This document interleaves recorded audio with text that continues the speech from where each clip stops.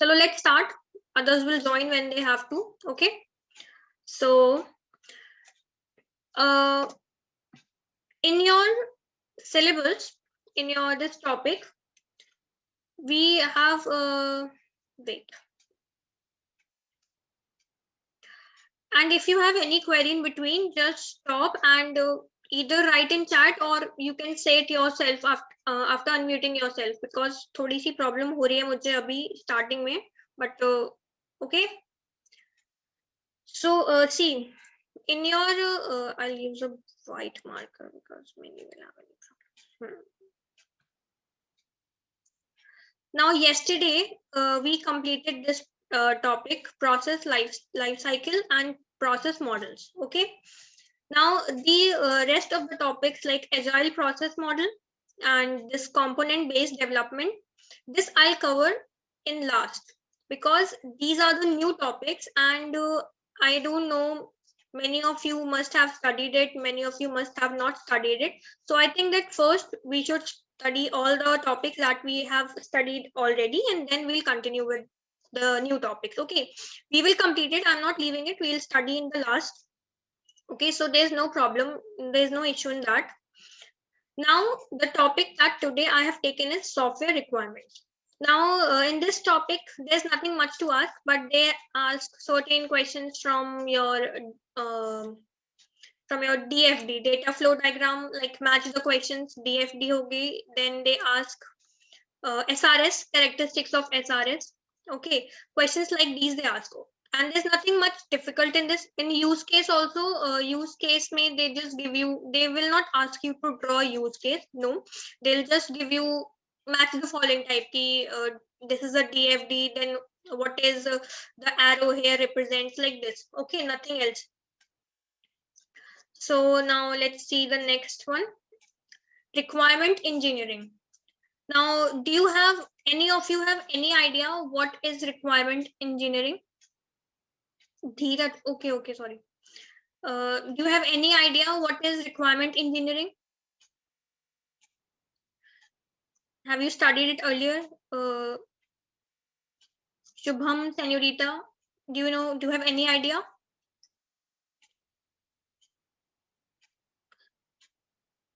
Just write in the chat if you have any idea. No, okay. See, no, okay. What is requirement engineering is key requirement. In this we gather the requirements. What are the requirements from the user point of view? What the user want us to make? Okay, it describes the what of a system, not how. It describes what are you drawing. Suppose I'll take an example, simple example. Okay, admit.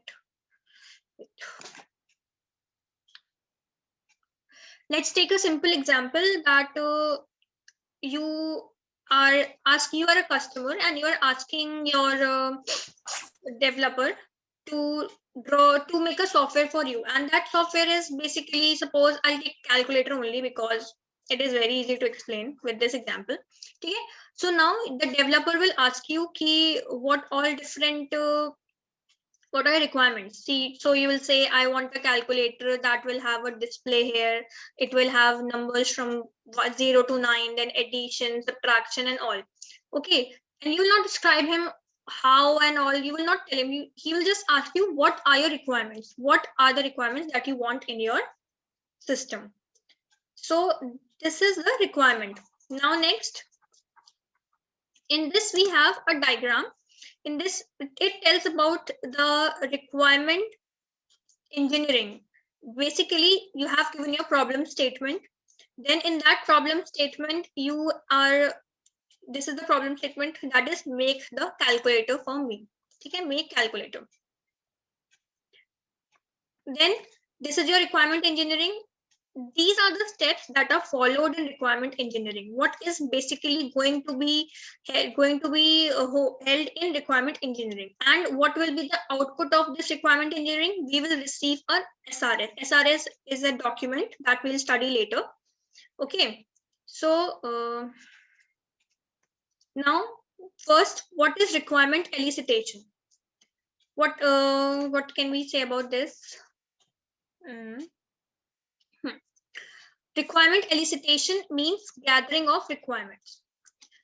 You are asking your customer ki okay, what are your requirements? You will note it down now on a piece of paper. So it will tell you ki I want all these requirements in my software. So it is gathering of requirements. Elicitation means gathering of requirements. Then second step is requirement analysis. Requirement analysis. So what is requirement analysis? You will analyze all the requirements that were being mentioned by the customer, and you'll see कि which is a good requirement, कि कोई repeat तो नहीं हो रही है, कोई मतलब कुछ ऐसी requirement तो नहीं है जो हमें clear नहीं है या जो हम explain नहीं कर सकते किसी को. That is requirement. इसमें हम requirement को analyze करेंगे कि is it good, is it feasible, is it okay, ये सब. ठीक है. फिर रिक्वायरमेंट्स डॉक्यूमेंटेशन. इस रिक्वायरमेंट्स डॉक्यूमेंटेशन में जितनी भी रिक्वायरमेंट्स आपको बताई गई हैं, all that has been mentioned by the customer, वो रिक्वायरमेंट आप एक जगह जॉट डाउन कर लेंगे कि ओके ये सब, जिससे कि आगे चल के प्रॉब्लम ना हो. इसमें क्या होता है कि इससे क्या होता है कि आपने एक सॉफ्टवेयर बनाया अपना, जो आपका फाइनल प्रोडक्ट आया. ठीक है. तो अब कस्टमर आपसे बोल सकता है कि मैंने आपको कहा था कि आप इसमें ये वाली रिक्वायरमेंट भी रखो, मैंने आपसे कहा था आप इसमें ये वाली रिक्वायरमेंट भी रखो. But when you will have this documentation, तो आप कस्टमर को इजीली बोल सकते हो कि दिस वाज द डॉक्यूमेंटेशन जो रिक्वायरमेंट्स पे हमारी आपकी बात हुई थी, एंड नाउ आपने हमें उस टाइम नहीं बताया. So it is beneficial for company purpose only कि डॉक्यूमेंटेशन बहुत जरूरी है. सिमिलरली कस्टमर के पॉइंट ऑफ व्यू से भी डॉक्यूमेंटेशन बहुत जरूरी है, क्योंकि हो सकता है कस्टमर ने डॉक्यूमेंटेशन में रिक्वायरमेंट्स मेंशन करी हो बट वो ऐड नहीं हुई. ठीक है. Then requirements review. फिर अब जब फाइनल सारी रिक्वायरमेंट्स हमने लिख ली, उसके बाद रिव्यू किया जाएगा कि कोई मिस तो नहीं हो गया, कोई ऐसा तो नहीं है कि हमने गलत समझा हो या हमें कुछ अलग बताया हो. तो that is the final step of requirement review. Now the types of requirement. What are the types of requirement? First is known requirement, then we have unknown requirement, and then we have undreamt requirement. Now what is a known requirement? Known requirement, as we all know, कि जो भी customer knows and customer ने जो भी बता दी. ठीक है. That is a known requirement कि कस्टमर को पता था कि मुझे कैलकुलेटर में ये सब चीजें चाहिए, एंड उसने आपको बता दी. Unknown requirements are those requirements जो कस्टमर एक्सपेक्ट करता है कि आपको पता होगा, एंड ही बिलीव्स कि ओके कैलकुलेटर है, मैं अगर आपको बोल रहा हूँ कैलकुलेटर बनाने, तो ये तो आपको पता होगा कि कैलकुलेटर में आपको एडिशन रखना है, सब्ट्रैक्शन, मतलब दीज आर अननोन रिक्वायरमेंट्स जो उस टाइम पे डेवलपर के पॉइंट ऑफ व्यू से आती हैं कि ओके मे बी ये तो कस्टमर को नहीं पता, बट हम इसको ऐड कर देते हैं. Now undreamed requirements. What is undreamed requirements? Undreamed requirements, देखिए कस्टमर ने आपको अपनी रिक्वायरमेंट बता दी कि मुझे ये सारे काम, ये सारी चाहिए कि मेरे सॉफ्टवेयर में ये सब हो. अब कुछ ऐसा हो सकता है कि जो कस्टमर है उसको जिस डोमेन का सॉफ्टवेयर वो चाहता है, हो सकता है उसकी नॉलेज लिमिटेड नॉलेज हो, उसको ज्यादा नहीं नॉलेज है इस सब के बारे में. तो वो क्या करेगा, वो सोचा भी नहीं होगा उसने कि अच्छा कैलकुलेटर में मेमोरी की यूज भी हो सकती है. May be whatever, I'm taking just example of calculator, but बड़े प्रोजेक्ट में हो सकता है कि उसको नॉलेज ना हो कि क्या होगा डोमेन में, क्या क्या नॉलेज, मतलब क्या क्या रिक्वायरमेंट्स और लग सकती हैं सॉफ्टवेयर में, क्या क्या और हो सकता है सॉफ्टवेयर में. तो they are that are known as undreamed requirements, कि उसको लिमिटेड नॉलेज थी डोमेन की, इस वजह से वो उसमें और बता नहीं पाया या वो उसमें फोकस नहीं कर पाया. बीइंग अ डेवलपर, अगर आपको ज्यादा पता है, अगर आपको रिक्वायरमेंट आपको पता है कि ओके ये तो रिक्वायरमेंट हो सकता है कि इसकी जरूरत हो, तो you should just add it yourself. Okay.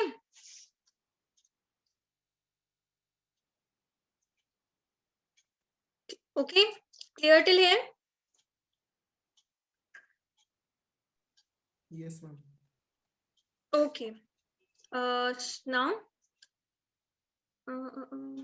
3 repeat. Third is undreamt requirement. Okay. Now what is undreamt requirement? Undreamt में क्या होता है कि आपने अपनी रिक्वायरमेंट्स कस्टमर के पॉइंट ऑफ व्यू से आपने बता दी. ठीक है. लेकिन कभी कभी क्या होता है कि आप जिस भी डोमेन का प्रोजेक्ट आप बना रहे हो, क्या आपको उसकी नॉलेज नहीं होती या लिमिटेड नॉलेज होती. इसको आपको पता ज्यादा नहीं पता होता कि जैसे आपने कोई भी, मान लो I'll take another example, आपने बनाया स्टूडेंट अटेंडेंस सिस्टम. ठीक है. आप चाहते हो कि जो आपकी कंपनी है वो एक स्टूडेंट अटेंडेंस सिस्टम बनाए. ठीक है. अब स्टूडेंट अटेंडेंस सिस्टम में क्या होगा कि आपको आपने बता दिया कि इस सिस्टम में मुझे ये चाहिए कि स्टूडेंट कब किस दिन आया, एक मुझे चाहिए मतलब कैलेंडर चाहिए, इसमें आपने बता दिया कि मुझे, और जो भी कस्टमर के पॉइंट ऑफ व्यू से जो भी रिक्वायरमेंट थी आपने उसे बता दी। अब कुछ रिक्वायरमेंट ऐसी होती हैं जो, अब आप तो एक आप टीचर हो या आप अपने कॉलेज या स्कूल में जो भी आप प्रोफेसर हो, जो भी उस पॉइंट ऑफ व्यू से आपने अपनी रिक्वायरमेंट बता दी कि मुझे ये सब चाहिए होता है।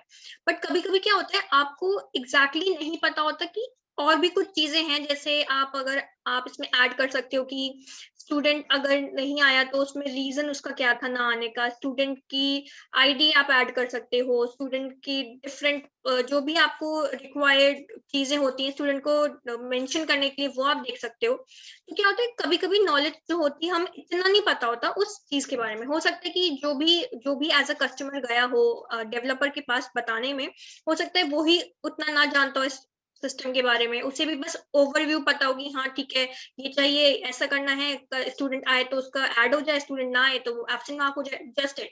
और से ज्यादा लिमिटेड नॉलेज है तो उसने सोचा भी नहीं होगा कि, मतलब अनटाइम ये होता है ना कि हमने सोचा भी नहीं कि ऐसा भी कुछ हो सकता है। तो मतलब बीइंग अ डेवलपर आप ऐसा कुछ ऐड कर दो उसमें जिसको उसे लगे कि अरे हाँ ये चीज भी ऐड हो सकती है, तो मुझे ये तो मेरे दिमाग में ही नहीं आई कि हम ये भी ऐड करा सकते हैं, समथिंग समथिंग लाइक दिस कि आपने सोचा नहीं बट वो डेवलपर ने अपने पॉइंट ऑफ व्यू से ऐड कर दिया। So those are known as undreamed requirements, क्योंकि आपको उतना आइडिया नहीं था कि ये भी हम ऐड कर सकते हैं। Okay, can you Rita, is it okay to you, और मतलब समझ में आ गया?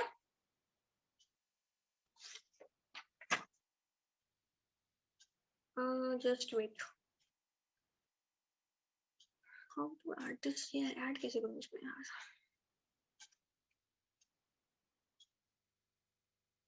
Clear, okay okay okay. Now next, just sorry for the trouble, okay, मतलब अभी I am just new on this Zoom तो मुझे थोड़ा आइडिया नहीं है ज्यादा, तो इसलिए थोड़ी दिक्कत हो रही है, but I just, okay. Now we have two types of requirements. वो तो आपकी बेसिक रिक्वायरमेंट्स थी कि ये हो सकता है कि आपकी dreamed requirement, unknown requirement, known requirement, but requirements को हम किस कैटेगरी में डिवाइड कर सकते हैं, तो एक है आपका फंक्शनल रिक्वायरमेंट और एक है आपका नॉन फंक्शनल रिक्वायरमेंट। अब नाम से it is being very clear कि ये आपको फंक्शनैलिटी बताता है आपके सॉफ्टवेयर की, कि आपका सॉफ्टवेयर जो है वो क्या क्या फंक्शंस परफॉर्म करेगा, फंक्शंस परफॉर्म्ड बाय सॉफ्टवेयर। मतलब अगर मैं एग्जांपल लूं कैलकुलेटर का, तो एडिशन, सब्ट्रैक्शन, मल्टीप्लिकेशन, ये उसके फंक्शंस है, ये उसकी फंक्शनैलिटी है। ठीक है, इसको हम प्रोडक्ट फीचर्स भी बोलते हैं कि वो उस प्रोडक्ट का जो भी हम बना रहे हैं उसका फीचर क्या है basically.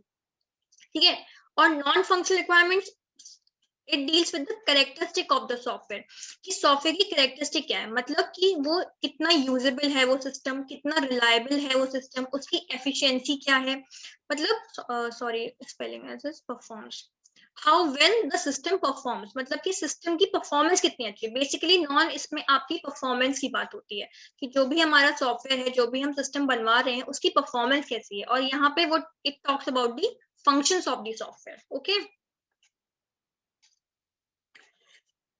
now the up what we have to study is requirement elicitation.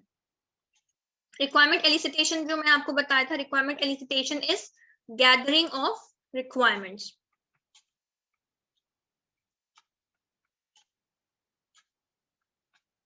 ठीक है, तो अब रिक्वायरमेंट एलिसिटेशन में क्या होता है, सबसे इंपॉर्टेंट काम यही होता है प्रोजेक्ट, किसी भी प्रोजेक्ट को शुरू करने से पहले, कि वो हमें बनाना क्या है, हमें यूजर, हमारा यूजर जो है वो चाहता क्या है, कि हम उसे क्या बना के दें। ओके, सबसे इंपॉर्टेंट चीज होती है, इसीलिए रिक्वायरमेंट एलिसिटेशन या रिक्वायरमेंट इंजीनियरिंग बहुत ज्यादा इंपॉर्टेंट है, more important design and all, because आप पूरा, आपने अपना पूरा सॉफ्टवेयर बना लिया, you have completed the software, but it is not able to meet the requirements of the user. अगर वो यूजर की रिक्वायरमेंट्स ही मीट नहीं कर पा रहा तो फिर उसका तो कोई फायदा ही नहीं हुआ। इसलिए requirement elicitation engineering is the most important part of the software system. अब now arises the question arises कि हम कैसे यूजर से पूछ सकते हैं, या हम क्या क्या डिफरेंट डिफरेंट तरीके ले सकते हैं जिससे कि यूजर हमें बता दे कि उसको क्या क्या रिक्वायरमेंट चाहिए और कैसे क्या क्या तरीके हैं। तो जो फर्स्ट मेथड है that is known as interviews. अब इंटरव्यूज अब बहुत कॉमन चीज है, आप सब जानते हो कि इंटरव्यू जैसे इंटरव्यूज में क्या पूछा जाता है। इसमें क्या होता है, हम एक मीटिंग अरेंज करते हैं, arrange a meeting with the customer. ठीक है, अरेंज की हमने मीटिंग। इसमें हमारा ऑब्जेक्टिव क्या होता है, इंटरव्यू का ऑब्जेक्टिव होता है टू अंडरस्टैंड कि यूजर चाहता क्या है, understand the requirements of the user or what the user wants from the project. Okay, तो ये आपकी हो गई ऑब्जेक्टिव आपके इंटरव्यूज का। Second is brainstorming session. अब ब्रेनस्टॉर्मिंग सेशन जो होता है it is a type of GD, group discussion. I hope आपने सुना होगा। Students chat is not visible to me all the time, so अगर आपको कोई भी प्रॉब्लम हो तो प्लीज अनम्यूट करके जस्ट वेट बोल देना, मैं चैट देख लूंगी कि कोई इशू तो नहीं आ रहा है, ठीक है, या कुछ भी क्लियर तो नहीं हो रहा है। Okay So in brainstorming session, it is group discussion or we say GD. इसका okay, anyone can tell me GD का फायदा क्या होता होगा? What is the more मतलब advantage of GD over interview? Anyone जो भी बताना चाहे?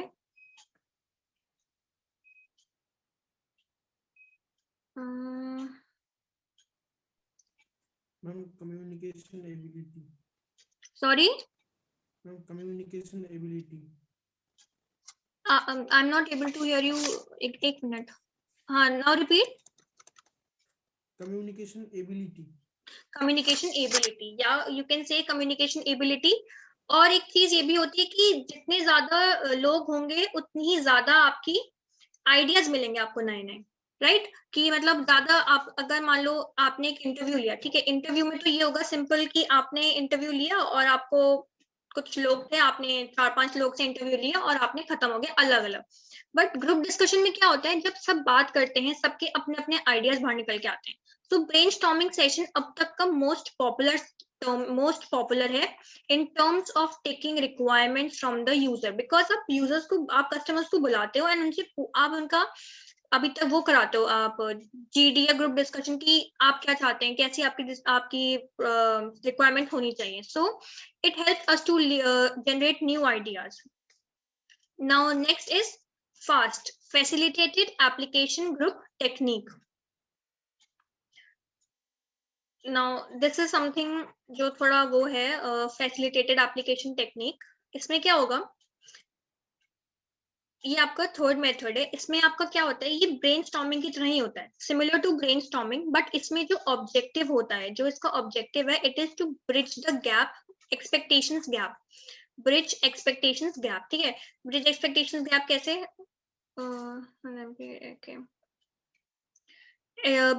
अब इसमें क्या हुआ कि आपने अपनी जो भी रिक्वायरमेंट थी एज अ यूजर, आपने अपने डेवलपर को बता दी कि ये मेरी रिक्वायरमेंट है, ठीक है, उसने अपना बनाना शुरू किया। लेकिन अब ये हो सकता है कि आपकी एक्सपेक्टेशन में और डेवलपर की समझने के उसमें एक गैप हो जाए, तो उसको उसको हम कैसे करते हैं, उसको हम हेल्प करते हैं फास्ट की हेल्प से। या एनी प्रॉब्लम, एनीवन? ओके। अब फास्ट में क्या होता है, एक टीम बनाई जाती है, ठीक है। इसमें ये पॉइंट्स हैं जो इसके इंपॉर्टेंट टॉपिक्स हैं, लास्ट में मैं अभी आपको एक बता दूंगी कैसे क्या क्या डिफरेंस है हर चीज में। फास्ट में एक टीम बनाई जाती है मेंबर्स की, जो ये पूरा प्रोसीजर कैरी आउट करती है। इसमें डेवलपर नहीं होते, फास्ट में एक अलग से टीम होती है जो सिर्फ रिक्वायरमेंट्स के लिए ही अपना पूरा उसका वर्क होता है कि वो जाके अपने उससे बात करती है, जितने भी कस्टमर्स हैं उनसे ब्रेनस्टॉर्मिंग सेशन करती है। और उसमें क्या होता है, जितने भी मेंबर्स होते हैं टीम के, वो जितनी बार मतलब they meet the customers, their main goal is कि हमें अलग अलग रिक्वायरमेंट्स लेके आनी है। हो सकता है कि कोई एक बंदे से एक रिक्वायरमेंट छूट जाए, so they make a list of requirements, जो भी यूजर जो बताता है, they make a list of those requirements, and उससे फिर what they do is कि they discuss within themselves after taking the objectives of after taking the requirements from the customer, and after that list what they do is कि फिर उस list के बाद वो एक प्रॉपर एक फाइनल लिस्ट बनाते हैं कि okay, these are the different requirements that are being mentioned by the user. Okay, इस फास्ट में कोई प्रॉब्लम है किसी को?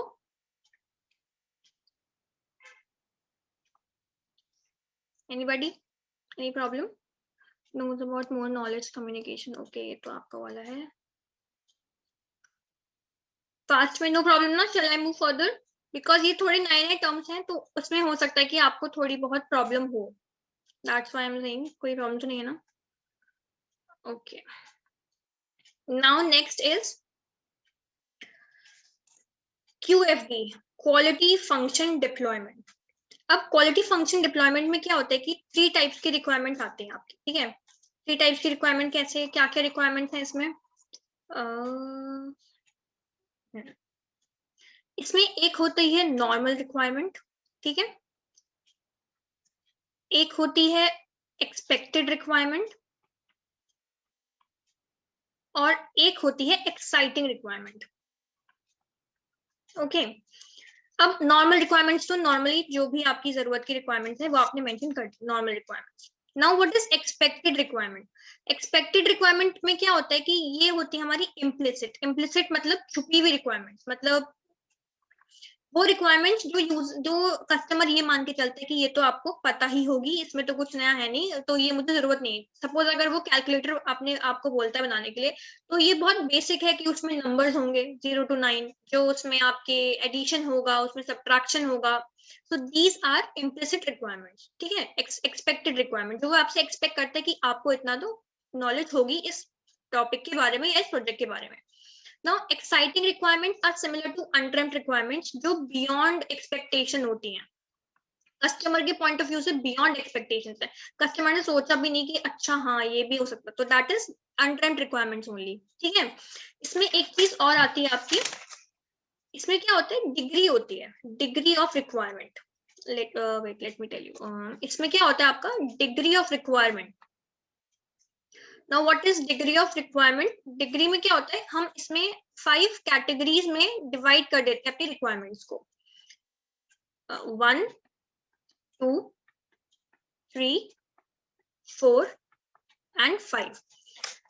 1 पे क्या आता है, वो रिक्वायरमेंट जो अनरियलिस्टिक है, मतलब कि जो पॉसिबल ही नहीं है. अगर कोई आपसे बोले कैलकुलेटर में ABCD मुझे मैसेज भी भेजना है, तो दैट इज एन अनरियलिस्टिक आपकी रिक्वायरमेंट. ठीक है. सेकंड हो गया कि नॉट इम्पॉर्टेंट, मतलब कि ठीक है एक बता दिया उसने कि मतलब मैं चाहता हूँ कि मेरे सॉफ्टवेयर में आपकी सपोज कैलकुलेटर का नहीं, अगर मैं स्टूडेंट की बात करूँ, स्टूडेंट वाले सिस्टम की, तो वो आपको बोले कि मेरा स्टूडेंट का जो सिस्टम है मैं चाहता हूँ इसमें कुछ भी आप ले लो जो इम्पोर्टेंट नहीं है. जैसे कि क्या हो सकता है जो इम्पोर्टेंट नहीं है, स्टूडेंट अटेंडेंस सिस्टम में क्या इम्पोर्टेंट नहीं हो सकता है. स्टूडेंट अटेंडेंस में क्या इंपॉर्टेंट नहीं हो सकता, स्टूडेंट का इकोनॉमिक बैकग्राउंड में भी. ठीक है. तो इट इज नॉट इम्पोर्टेंट कि मैं इसमें ऐड करूं, तो आप इस रिक्वायरमेंट को नंबर 2 मेंशन कर दोगे इन QFD. ये QFD की बात हो रही है यहाँ पर. ठीक है. Quality function deployment. थर्ड पे आया कि not important but can be considered later. ठीक है. मतलब कि ठीक है ये इतनी इंपॉर्टेंट नहीं है बट बाद में इसको मैं कंसीडर कर सकता हूँ. Not important but nice. फिर फोर्थ में आपकी आई इंपॉर्टेंट कि हाँ ये एक इंपॉर्टेंट है, इसको हमें ऐड करना पड़ेगा. और फिफ्थ में फिर आपकी आई वेरी इंपॉर्टेंट, जिसके बिना तो आपका चलेगा ही नहीं. वेरी इंपॉर्टेंट में अगर मैं इसी एग्जांपल की बात करूँ आपके स्टूडेंट अटेंडेंस की, तो वेरी इंपॉर्टेंट में आ जाएगा स्टूडेंट की ID. सपोज आपने लिखा है, एक आपने रिक्वायरमेंट लिखी इकोनॉमिक, एक आपने लिखा स्टूडेंट ID, फिर आपने लिखा स्टूडेंट नेम. तो ID is much more important, तो आपने उसको दे दिया नंबर 5 कि हाँ ये बहुत इंपॉर्टेंट रिक्वायरमेंट है, ये मेरे स्टूडेंट अटेंडेंस फंक्शन में होनी ही चाहिए. ठीक है. ये हो गई आपकी QFD में different degrees of requirement. Clear. Anybody clear. It is clear to you. Any problem in QFD तो प्लीज बता दो. I will repeat again.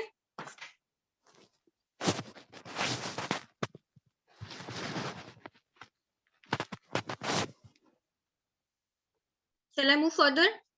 आगे बढ़ाऊं नेक्स्ट वाला. Ma'am unrealistic repeat. अनरियलिस्टिक कहाँ पे है. अनरियलिस्टिक इज अनड्रेम्ट वाली. शुभम अनड्रेम्ट वाली बात कर रहे हो आप.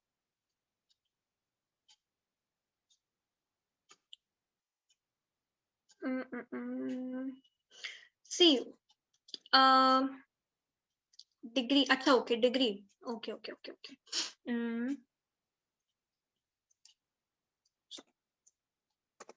हाँ, अब क्या होता है देखो, जो मैंने डिग्री बताई 1 2 3 4 एंड 5। 1 इज अनरियलिस्टिक में क्या होता है कि सपोज आप चाहते हो कि जो आपका सिस्टम है, अगर आपका एक स्टूडेंट अटेंडेंस का सिस्टम ही मान लो, ठीक है, स्टूडेंट अटेंडेंस सिस्टम है। आप चाहते हो कि इसमें मैं एक सिस्टम बनाऊं जो स्टूडेंट की अटेंडेंस को काउंट करे और डिस्प्ले कर दे कि स्टूडेंट की अटेंडेंस इतनी है।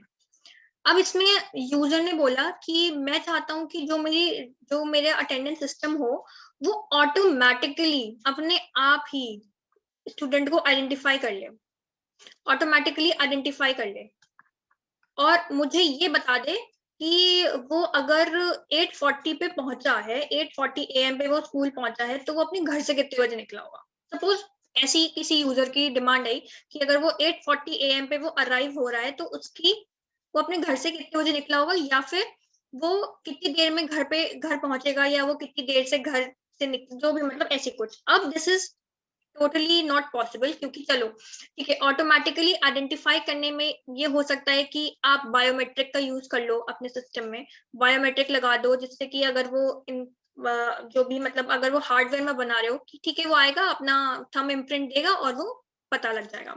बट अगर आपको ये बोल दे बताने के लिए कि वो कितने बजे निकला है तो कितने बजे पहुंचेगा, this is just not possible. क्यों? क्योंकि अब या तो आप हर बंदे का डिस्टेंस लेके बैठो कि हाँ भैया उसका घर इतना दूर है and it is somewhere here, that is just not possible. तो दिस इज अनरियलिस्टिक रिक्वायरमेंट कि इसकी कोई जरूरत भी नहीं अटेंडेंस में। अगर वो आपके कॉलेज कैंपस में आ गया, स्कूल कैंपस में आ गया, तो वो प्रेजेंट है, नहीं तो वो एब्सेंट है। अगर वो, इससे आपको क्या मतलब कि वो कितने बजे घर से निकला हो या क्या है, तो दिस इज अनरियलिस्टिक रिक्वायरमेंट, इसकी कोई जरूरत नहीं है, it is not real even, क्योंकि ऐसा तो आपके अटेंडेंस में बन ही नहीं पाएगा। ओके, सो हम क्लियर?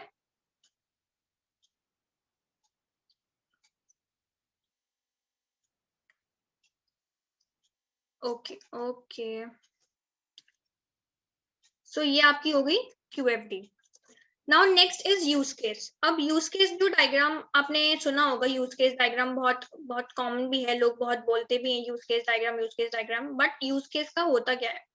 यूज केस में क्या होता है ना, आपके यूज केस में 3 चीजें होती हैं, ठीक है।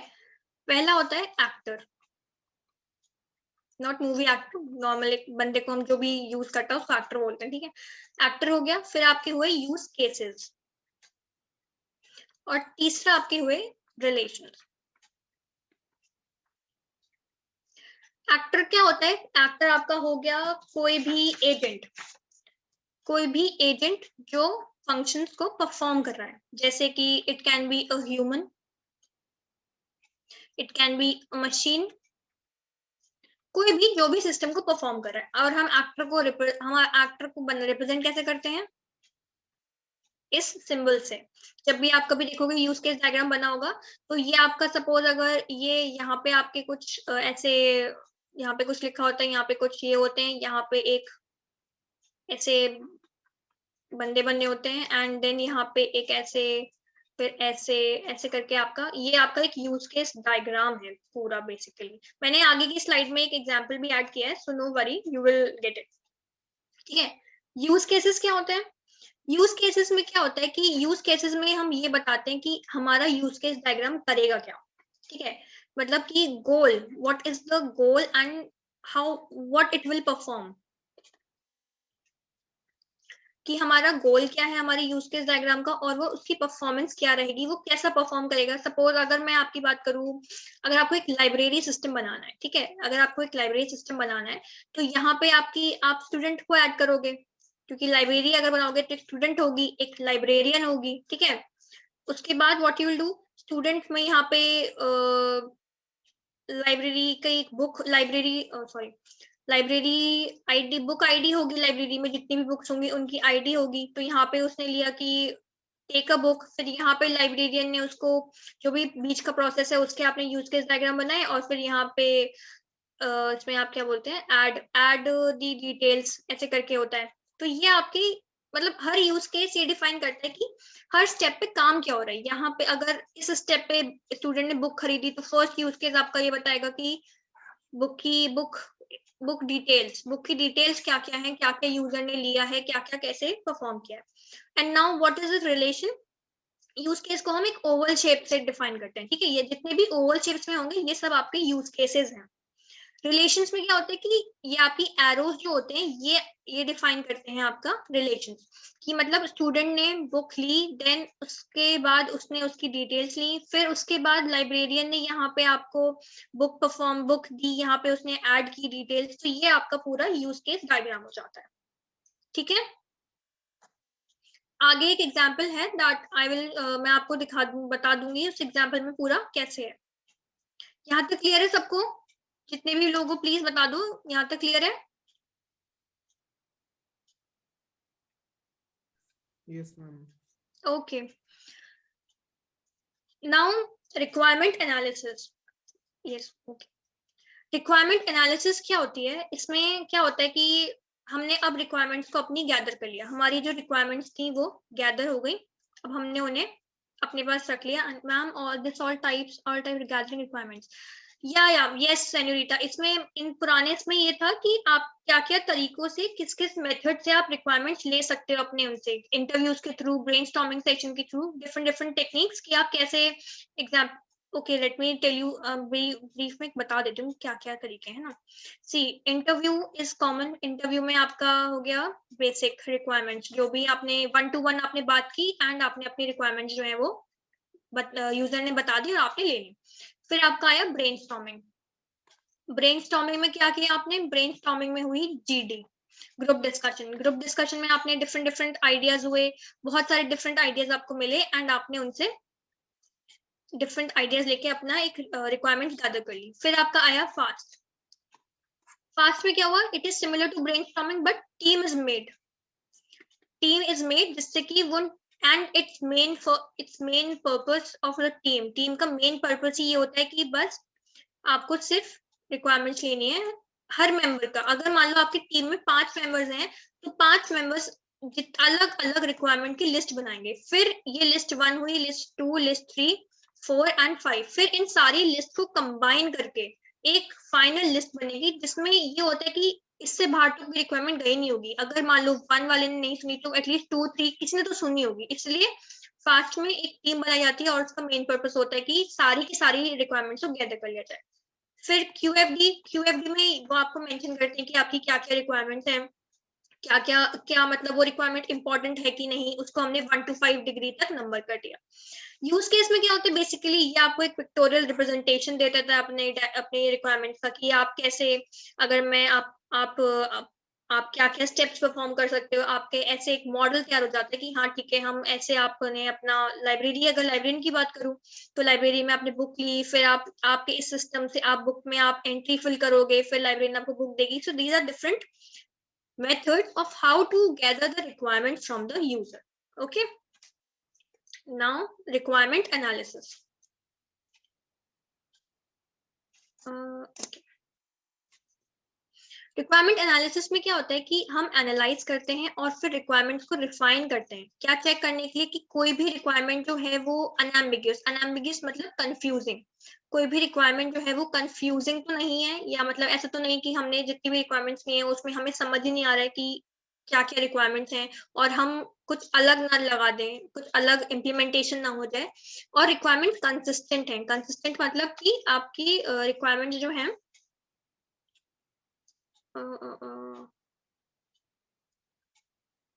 वेट तो आपकी रिक्वायरमेंट कंसिस्टेंट है और आपकी रिक्वायरमेंट्स में कोई कंफ्यूजन नहीं है किसी भी टाइप का, ठीक है। अब इसका भी एक पूरा स्टेप्स होते हैं। क्या क्या स्टेप्स हैं इसके? सबसे पहले कॉन्टेक्स्ट डायग्राम होता है। कॉन्टेक्स्ट डायग्राम इज बेसिकली एक मॉडल टाइप का होता है जो हम बनाते हैं अपनी रिक्वायरमेंट्स को एनालाइज करने के लिए। फिर डेवलप प्रोटोटाइप। कल मैंने आपको एक प्रोटोटाइपिंग मॉडल पढ़ाया था, जिसको भी पता होगा उसने पढ़ा होगा। प्रोटोटाइप मॉडल में क्या होता है कि हम एक इम्प्लीमेंटेशन टाइप का बनाते हैं। छोटा सा इम्प्लीमेंटेशन होता है वो हमारे पूरे प्रोजेक्ट का, जिससे कि यूजर को एक आइडिया लग जाए कि उसे क्या मिलने वाला है, वो क्या उसको क्या what is he expecting and what he will get, ठीक है। फिर model the requirement and then finalize the requirement. Now let us understand one by one क्या है. सबसे पहले ड्रॉ द कॉन्टेक्स्ट डायग्राम. एक मिनट, क्या आया है चार्ट में, एक मुझे इसकी बड़ी दिक्कत है. हाँ ma'am, these all types help to cruel, अच्छा crude, it is a crude version, not cruel, CRUDE, crude version. Okay, अब ड्रॉ द कॉन्टेक्स्ट डायग्राम. अब तो कॉन्टेक्स्ट डायग्राम में क्या होगा, ये है आपका एक एग्जांपल कॉन्टेक्स्ट डायग्राम का कि आप कैसे क्या बनाने वाले हो. देखो इसमें जो आपका डायग्राम है, आपको क्या बनाना है, स्टूडेंट रिजल्ट मैनेजमेंट सिस्टम. ये आपका सॉफ्टवेयर का प्रोडक्ट है जो आपको बनाना है. आपको एक स्टूडेंट रिजल्ट मैनेजमेंट सिस्टम बनाना है. इसमें क्या क्या रिक्वायरमेंट्स लगेंगी, स्टूडेंट की इंफॉर्मेशन एंट्री होगी, एडमिनिस्ट्रेटर इसको यूज कर सकता है, हुआ सब्जेक्ट की इंफॉर्मेशन एंट्री होगी, मार्क्स की एंट्री होगी, देन रिपोर्ट कार्ड जनरेट होंगे, मार्कशीट जनरेट होगी, परफॉर्मेंस रिपोर्ट जनरेट होगी. तो ये आपका एक कॉन्टेक्स्ट डायग्राम है. इसमें आपको यूजर को एक आइडिया लग जाएगा कि ओके मैंने ये बोला है और मुझे ये सब चीजें मुझे इसमें मिल जाएंगी. ठीक है. Second is construct prototype. Prototype आपको वही, आप एक छोटा सा इम्प्लीमेंटेशन बना दो कि हाँ ठीक है आपका सॉफ्ट सिस्टम में ये सब चीजें ऐड होंगी, इसी को आप तरीके से आपको, and this is optional. Okay, जरूरी नहीं है कि आप बनाओ ये, दिस इज कम्प्लीटली ऑप्शनली, आपकी मर्जी है आप अपने यूजर को देना चाहते हो या नहीं, या आपका यूजर डिमांड कर रहा है कि नहीं. अगर वो कर रहा है तो आप बना दो, नहीं तो you can leave it as well. ठीक है. Then third is model the requirements. Model the requirement means create a graphical view. वही आपका जो भी आपने अपना ये बनाया था भी context diagram, उसी को आप और modify करके बना दो जिससे कि कोई भी incorrect हो या कोई भी missing, कोई भी inconsistent requirement हो, अगर कोई requirement छूट गई हो तो वो आप उसको add कर दो. क्योंकि क्या होता है कि थ्योरी की, अगर आपने नोटिस किया होगा कि आपने कोई चीज थ्योरेटिकली पढ़ी, ठीक है, और फिर उसी चीज का आपको एक फ्लो चार्ट मिल गया कि ये ऐसे था, ये ऐसे था, पूरी मतलब एक पूरी डिस्क्रिप्शन सी मिल गई, सो वो आपको ज्यादा दिनों तक याद रहती है एज कम्पेयर टू थ्योरी. तो इसीलिए हम एक ग्राफिकल मॉडल इसलिए बनाते हैं, ग्राफिकल व्यू, जिससे कि कुछ भी गलती हो, कुछ भी मिसिंग हो, वो हमें बहुत जल्दी से जल्दी पता लग जाए. ओके. अब फिर नेक्स्ट आपका है फाइनलाइज रिक्वायरमेंट. तो बहुत ही क्लियर है कि इसमें आपने अपनी रिक्वायरमेंट जो है उसके बाद फाइनल कर दी कि ये मेरी रिक्वायरमेंट थी and it is okay now. अब आपका एक चीज आती है डेटा फ्लो डायग्राम. सुना है आप लोगों ने इसके बारे में, DFD?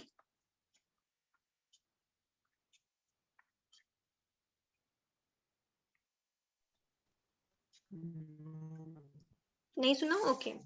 देखो DFD क्या होता है, इसमें ये आपका जो कॉन्टेक्स्ट डायग्राम की तरह ही होता है, बट इसमें क्या होता है कि या तो ये आपका एक बेसिक डायग्राम हो सकता है, इसमें आप लेवल्स होते हैं इसमें डिफरेंट डिफरेंट.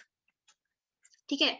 लेवल 0, लेवल 1, इसमें डिफरेंट डिफरेंट लेवल्स होते हैं जिसकी हेल्प से आप अपना डायग्राम बनाते हो. लेवल 0 जो होता है उसी को हम बोलते हैं कॉन्टेक्स्ट फ्री डायग्राम. ठीक है. लेवल 0 को ही हम बोलते हैं कॉन्टेक्स्ट फ्री डायग्राम, और लेवल 1 आपका मोर कॉम्प्लिकेटेड डायग्राम हो जाता है. ठीक. अब इसमें कुछ सिंबल्स होते हैं जो हमें पता होना चाहिए, कभी कभी इन सिंबल्स पे ही क्वेश्चन आ जाता है कि what does this arrow represent, what does this circle represent, या ये सब. ठीक है. तो इसमें आपका एरो रिप्रेजेंट करता है डेटा फ्लो, की फ्लो, डेटा का फ्लो कैसे हो रहा है. अब अगर कोई आपसे पूछे कि what is the difference between flowchart and data flow diagram and are both of them same, तो आप क्या कहोगे. सपोज आपसे आपके पास क्वेश्चन आया कि are flowchart and DFD same, तो क्या बोलोगे आप. अन्य क्वेश्चन आ चुका है, ये आपके प्रीवियस ईयर क्वेश्चंस में आ चुका है, are DFD flowchart same, and if not तो उसमें उन्होंने 4 ऑप्शंस दिए थे, मुझे पूछा गया था कि क्या ऑप्शन आपका वैलिड लगता है. आपके अकॉर्डिंग क्या होना चाहिए, आपके अकॉर्डिंग आपको क्या लगता है कि DFD और फ्लो चार्ट में क्या सिमिलर हो सकती है, क्या डिफरेंस हो सकता है, क्या एनी आइडिया अगर आपके पास कुछ है तो.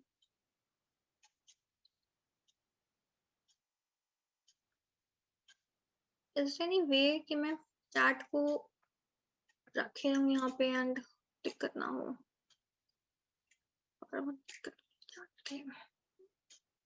चलो ओके, आई टेल यू.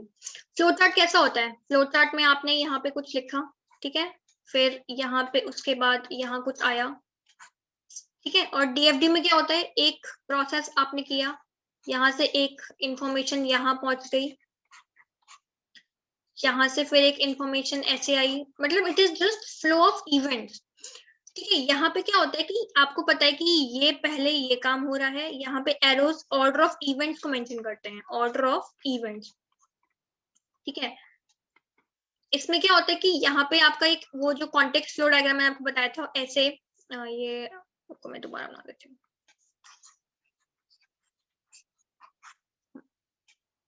जैसे आपने वो कॉन्टेक्स्ट फ्लो डायग्राम पढ़ा था ना कि यहाँ पे एक बीच में आपका सॉफ्टवेयर था, यहाँ पे एक चीज हो रही थी, फिर यहाँ पे आ रही वो, यहाँ पे इससे रिलेटेड थी, इससे रिलेटेड थी, ऐसे करके। ठीक है, तो यहाँ पे क्या होता है, जो ये एरोज जो होते हैं ये रिप्रेजेंट करते हैं ऑर्डर, कि 1 के बाद 2 होगा, और अगर 2 नहीं हुआ तो फिर 1 वापस आ जाएगा, ऐसे करके। बट यहाँ पे क्या होता है, यहाँ पे डेटा फ्लो करता है। Data flow diagram as name suggest, data is flowing, कि यहाँ पे यहाँ से ये डेटा आएगा, यहाँ से हमें ये वाला डेटा मिलेगा। It is not telling about कि इसमें कोई ऑर्डर नहीं होता इवेंट का, कि हाँ ये वाला इवेंट, ये वाली इंफॉर्मेशन पहले लेनी है या ये वाली इंफॉर्मेशन बाद में लेनी है, ऐसा कुछ नहीं होता है।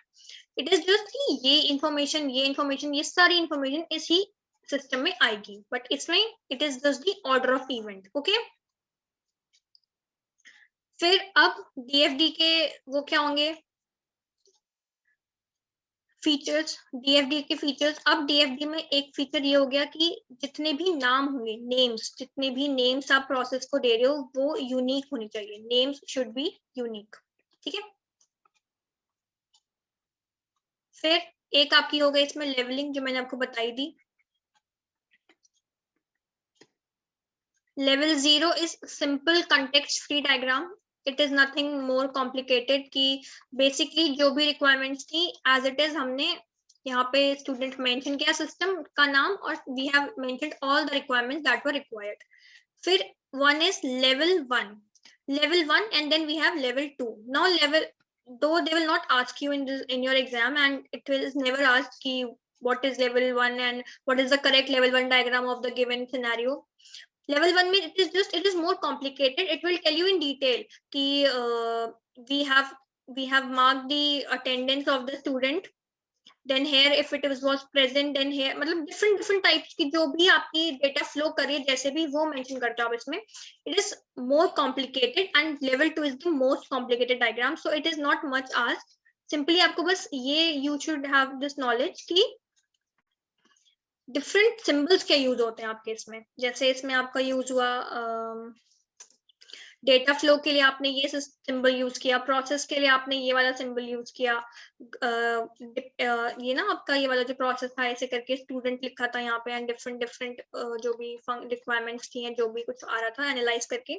फिर यहाँ पे सोर्स या एक्सटर्नल एंटिटी, और यहाँ पे डेटा स्टोर, मतलब डेटा स्टोर कैसे यहाँ पे हम डेटा स्टोर कर रहे हैं।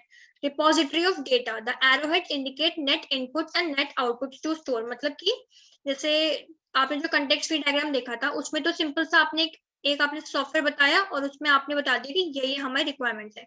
बट कभी कभी जब कॉम्प्लेक्स आते हैं लेवल 1 या लेवल 2 का, तो उसमें क्या होता है कि एक आपका सोर्स सॉफ्टवेयर यहाँ पे होता है सिस्टम कि मुझे इसमें मार्कशीट बनानी है सपोज, ठीक है, यहाँ पे हमने लिख दिया मार्क्स।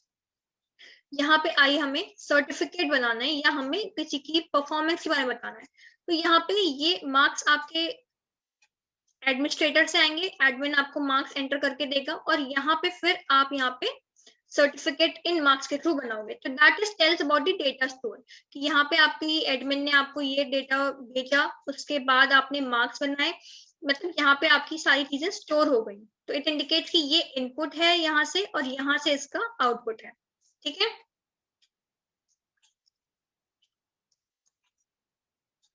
अब द थर्ड टॉप, अब हमारी क्या क्या पूरी हो गई, हमारी एलिसिटेशन हो गई। Wait, let me just change the colour. ठीक है, रिक्वायरमेंट एलिसिटेशन हो गई, दैट इज रिक्वायरमेंट गैदर कर ली हमने। रिक्वायरमेंट एनालिसिस हो गई, रिक्वायरमेंट एनालाइज कर ली हमने। अब हमारा आया documentation. Now documentation is also very important, most important part of your requirement engineering. इसमें हम बनाते हैं SRS। SRS is software requirement specification. Okay, अब what is it, why it is required, ये तो मैंने आपको बताया था कि आप डॉक्यूमेंटेशन इसलिए रखते हो कि as from user point of view and from developer point of view it is very necessary कि सब चीजें रिटन हो जिससे कि लास्ट में कोई प्रॉब्लम ना हो। ठीक, अब ये हैं आपके सारे की कैरेक्टरिस्टिक्स। ये आपको पता होनी चाहिए बिकॉज मेनी टाइम्स वो आपसे पूछ लेते हैं कि which of the following, आपको 4-5 कैरेक्टरिस्टिक्स दे देंगे, then they will ask which of the following is not a characteristic of SRS, which of the following is a characteristic of SRS। तो वैसे तो ये बहुत बेसिक्स हैं एंड ये हर किसी को पता होती ही है, मतलब कॉमन सेंस वाली भी चीज होती है, बट फिर भी हमें पता होना चाहिए। ठीक है, so first is SRS should be correct, मतलब वट एवर रिक्वायरमेंट्स, जो भी आपने रिक्वायरमेंट्स मेंशन करी हैं अपने SRS में वो आपकी करेक्ट होनी चाहिए। ठीक है, जो भी लिसन आपको जो भी दिक्कत होना है इसमें कैरेक्टरिस्टिक्स में आप मुझसे पूछ लेने का। ठीक है, फिर अनएम्बिगुअस मतलब नॉट कंफ्यूजिंग, क्लियर होना चाहिए एकदम कि जो भी आप मेंशन कर रहे हो अपने SRS में, whatever you have mentioned in your SRS is as clear as, मतलब क्रिस्टल क्लियर होते हैं, मस्ट बी क्रिस्टल क्लियर कि आपको भी समझ में आए कि what have you mentioned and user को भी समझ में आए कि okay this is the requirement that I mentioned.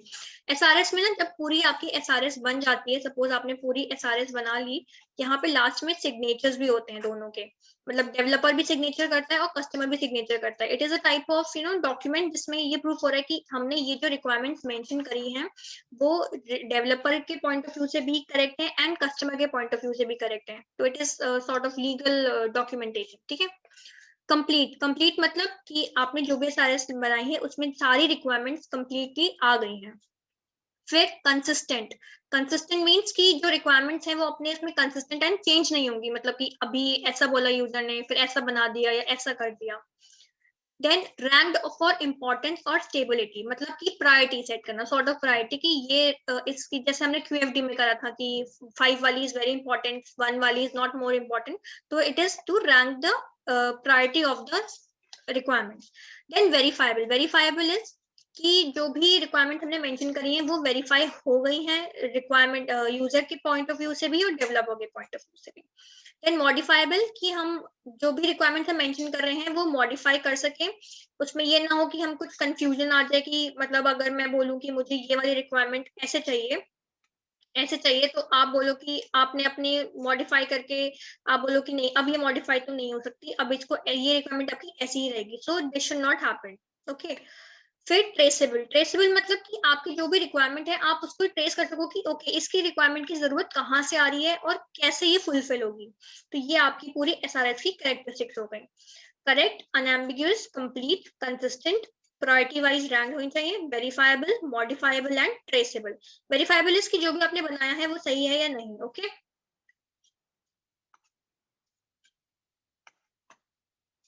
Okay,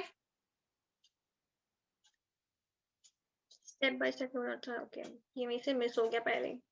ठीक है, आपकी रिक्वायरमेंट डॉक्यूमेंटेशन की SRS की कैरेक्टरिस्टिक्स क्लियर है। मेरे पास वैसे SRS का पूरा वो भी है बट अभी मैंने ऐड नहीं किया अपना प्रेजेंटेशन में, बट इफ यू वांट तो मैं नेक्स्ट वाले प्रेजेंटेशन में पूरा SRS का ऐड कर दूंगी। मैं आपको एक ब्रीफ वो बता देती हूँ कि SRS में होता क्या क्या है। ठीक है, जैसे कि आपको आगे थोड़ा पता रहे, जो एक IEEE तो आप लोगों ने सुना होगा, IEEE ने एक SRS का फॉर्मेट दिया है। ठीक है, उसमें वो उसने mention, it has mentioned what is the right format for SRS।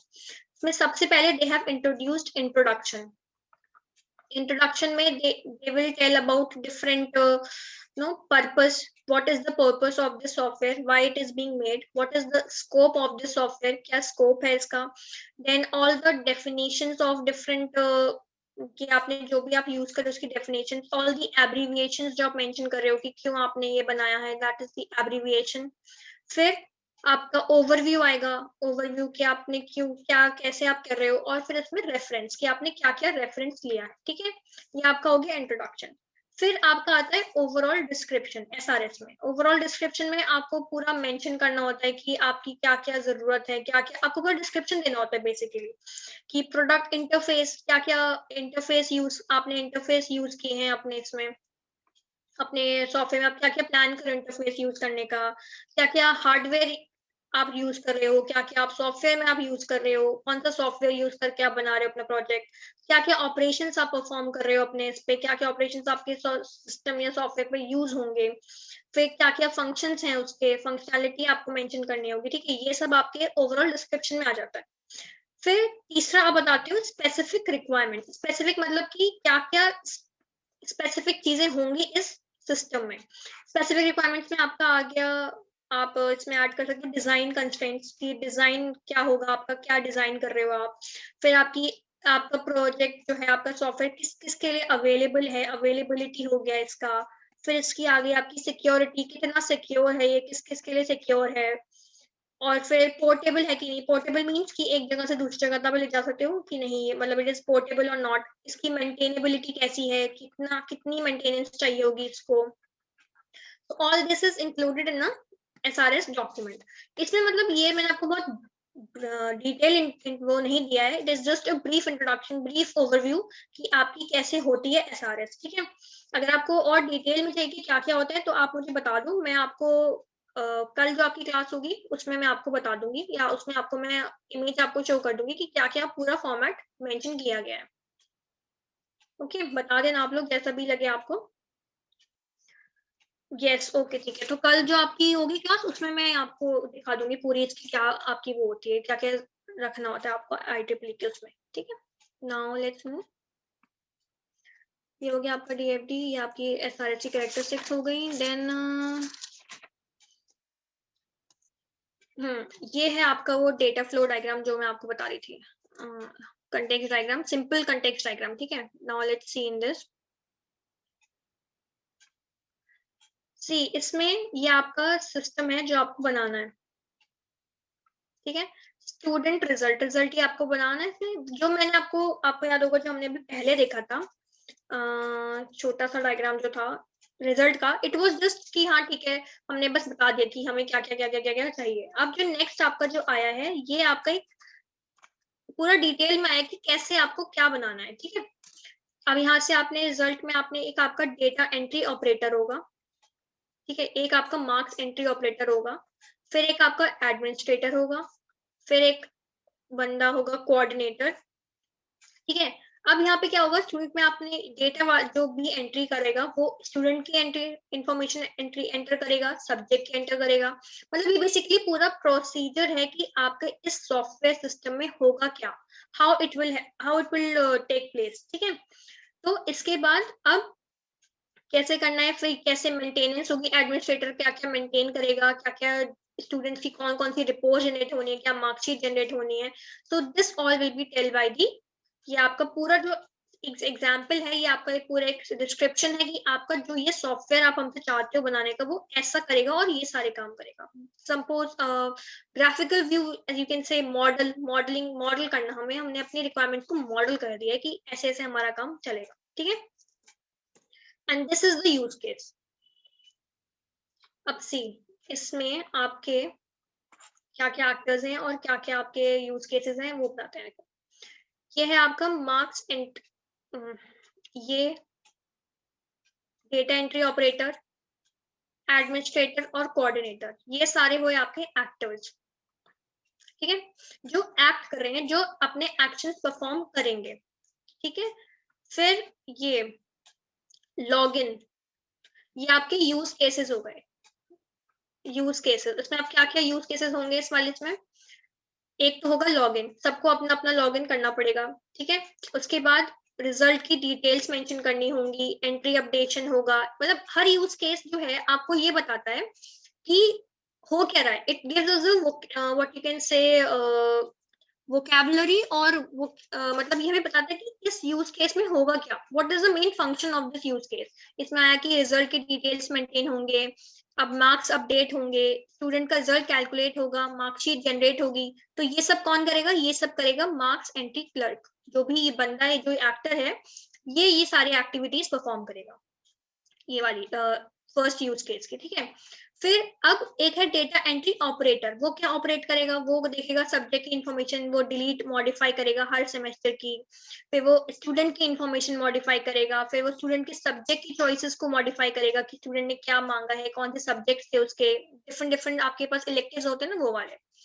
फिर एक है आपका एडमिनिस्ट्रेटर। एडमिनिस्ट्रेटर जो है वो क्या करेगा, वो रीसेट कर सकता है, वो सारे जितनी भी इंफॉर्मेशन से डिलीट कर सकता है, यूजर के अकाउंट मेंटेन कर सकता है। और फिर एक है आपका कोऑर्डिनेटर, जो भी आपके रिपोर्ट्स जनरेट करेगा या जो भी आपके बेसिकली रिपोर्ट ही जनरेट करेगा आपकी, जो कोऑर्डिनेटर है। ठीक है, तो यहाँ पे हमने पहले यूज केस का हमने वो बता दिया कि इसका मेन एम क्या है, यहाँ पे मेन वर्क है, और यहाँ पे फिर हमने डिटेल्ड इंफॉर्मेशन भी प्रोवाइड कर दी यूज केस में। ये आप डिटेल इन्फॉर्मेशन प्रोवाइड करो ना करो वो आपकी मर्जी, बट इट इज गुड कि आप कर दो, तो जिससे कि आइडिया रहता है यूजर को या सामने वाले को जिसको आप प्रेजेंट कर रहे हो कि आपका बेसिकली काम हो क्या रहा है इसमें। ठीक है, so this is the use case diagram. फिर आपका डीएफडी हो गया, यूज केस डायग्राम हो गया। एक आपका आता है ईआर डायग्राम। आई होप आपने नाम तो सुना होगा ईआर डायग्राम का, डीबीएमएस में हम पढ़ते हैं ईआर डायग्राम।